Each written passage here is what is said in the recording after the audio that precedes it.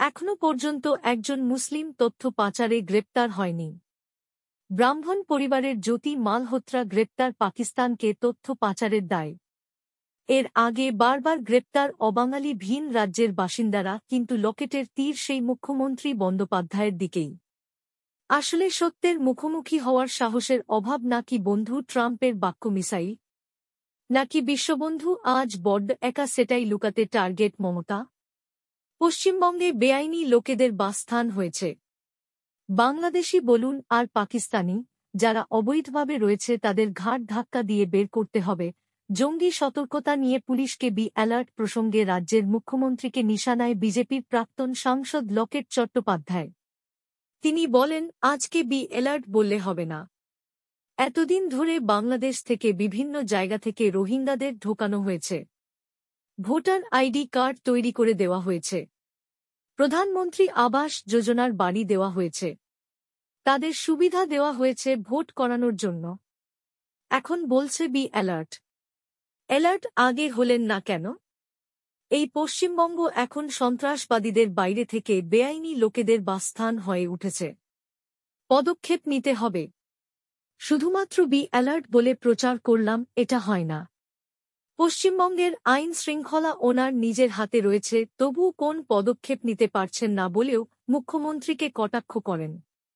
বুধবার বিকেলে তারপরেই দুর্গাপুরের ভিরিঙ্গি মোড় থেকে প্রান্তিকা ৫ মাথা মোড় পর্যন্ত বিজেপির একটি পদযাত্রায় তিনি পা মেলান। সেই পদযাত্রায় ভারতীয় সেনাবাহিনীকে সম্মান জানানোর জন্য তেরেঙ্গা যাত্রা করা হয়। পদযাত্রায় নেতৃত্ব দেন বিজেপি নেত্রী লকেট চট্টোপাধ্যায়ের পাশাপাশি বর্ধমান সাংগঠনিক জেলা বিজেপির সভাপতি অভিজিৎ তাঁ, দুর্গাপুর পশ্চিমের বিজেপি বিধায়ক লক্ষণ ঘড়ুই, দুবরাজপুরের বিজেপি বিধায়ক অনুপ সাহা সহ জেলা বিজেপি নেতৃত্বরা। কলকাতা পুলিশ নজরদারি করছে না। দেখুন, আমরা জানি গত কয়েকদিন আগে যেভাবে পরিস্থিতি হয়েছিল, এবং এই পশ্চিমবাংলা এমন একটা জায়গায় দাঁড়িয়ে আছে, আমাদের চারিদিকে বর্ডার রয়েছে, চারিদিকে সীমান্তে ভরা রয়েছে এই পশ্চিমবঙ্গ আমাদের বাংলাদেশের সাথে রয়েছে, এবং যা অবস্থা দেশের, আমাদের দেশের বাইরে যেভাবে ভারতবর্ষর এত ডেভেলপমেন্ট, এতভাবে বিকাশ ঘটছে, এবং যেভাবে ভারতবর্ষকে ওরা নজর করেছে, এবং তার সঙ্গে আমার মনে হয় যে পশ্চিমবাংলায় আরও বেশি করে নজর দেওয়া উচিত। কারণ পশ্চিমবাংলা একটা বারুদের স্তূপের মধ্যে দাঁড়িয়ে আছে, সন্ত্রাসের স্তূপের মধ্যে দাঁড়িয়ে আছে। মুর্শিদাবাদে যে ঘটনা ঘটেছে সেটা আপনারা সকলেই জানেন। পেহেলগাঁওয়ের মতোই প্রায় একই ঘটনা, হিন্দুদের দেখে দেখে বাড়ি লুট করা হয়েছে, মহিলাদেরকে ঘর ছাড়া করে দেওয়া হয়েছে, বাড়ি জ্বালিয়ে দেওয়া হয়েছে, এবং আজকে ড্রোন দেখা গেছে। আমরা কলকাতা পুলিশকে বলবো এবং কেন্দ্রীয় সরকার বিষয়টি পুরোপুরিভাবে নজর রাখছে, এবং আমার মনে হয় মমতা বন্দ্যোপাধ্যায়ের এই সরকারের আরও বেশি করে নজর দেওয়া উচিত। কারণ এখানে ইল্লিগাল লোক, রোহিঙ্গা থেকে শুরু করে প্রচুর মানুষ এখানে বেআইনিভাবে ঢুকে রয়েছে।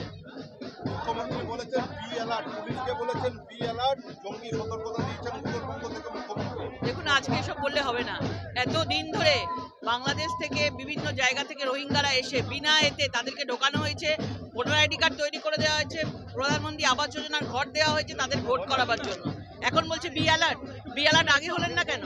আমরা প্রত্যেকে জানি এই পশ্চিমবাংলা এখন সন্ত্রাসীদের বাইরে থেকে বেআইনি লোকেদের বাসস্থান হয়ে উঠেছে। এখন বি অ্যালার্ট বলে কিছু করতে হবে না। ঘাট ধাক্কা দিয়ে এইসব বাংলাদেশি বলুন, পাকিস্তানি বলুন, যারা অবৈধভাবে রয়েছে তাদেরকে বের করতে হবে, অ্যাকশন নিতে হবে।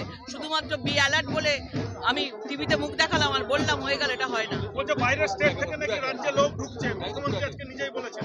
আজকে দেখুন, আজকে এইখানের আইন শৃঙ্খলা ওনার নিজের হাতে আছে। উনি কেন আটকাতে পারছেন না?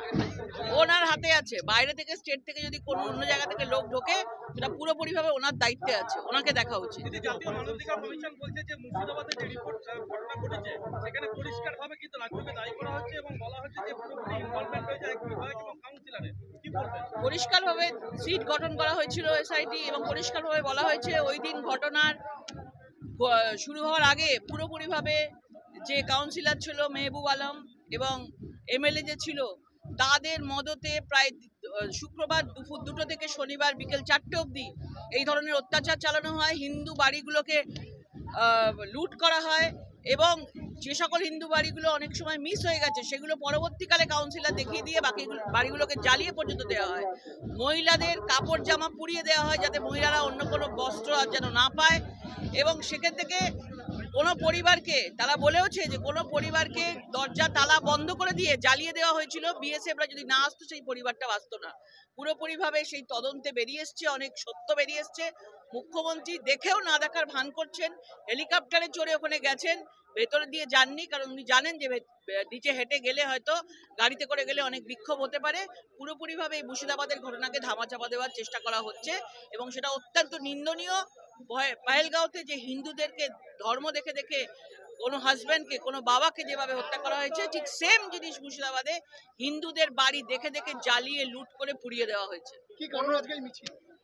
আমাদের অপারেশন সিঁদুর, আপনারা প্রত্যেকে জানেন যে পহেলগাঁওয়ের জবাব আজকে আমাদের ভারতীয় সেনারা দিয়েছেন এবং আমাদের ভারতীয় নারীদের সিঁদুরের স্বাভিমান বলুন, সিঁদুরের সম্মান বজায় রেখেছেন, ভারত মাতার সিঁদুরের সম্মান বজায় রেখেছেন, যে জবাব দিয়েছেন। 145 কোটি মানুষকে ভারতীয় সেনারা সুরক্ষা দিয়ে চলেছে।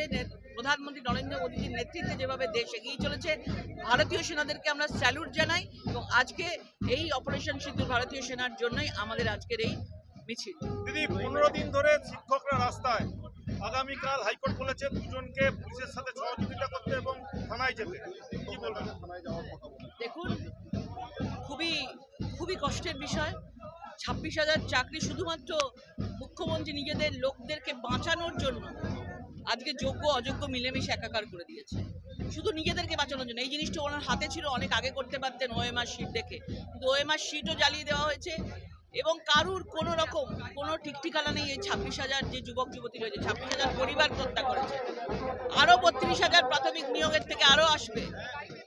কত লোককে ডাকবে, কত লোককে কি করবে?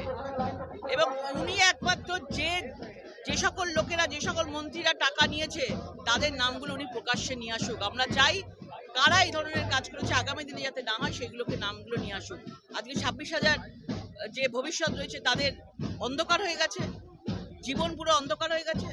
আমাদের এখান থেকে ট্যাক্সের টাকা থেকে তাদেরকে দেওয়ার কথা বলা হচ্ছে, ডিসেম্বর অবধি দেবে, ভোট না হওয়া অবধি ততক্ষণ চালাবে, তারপর তারা কোথায়? তারপর তো তাদের অন্ধকার, তাদের ফিউচার।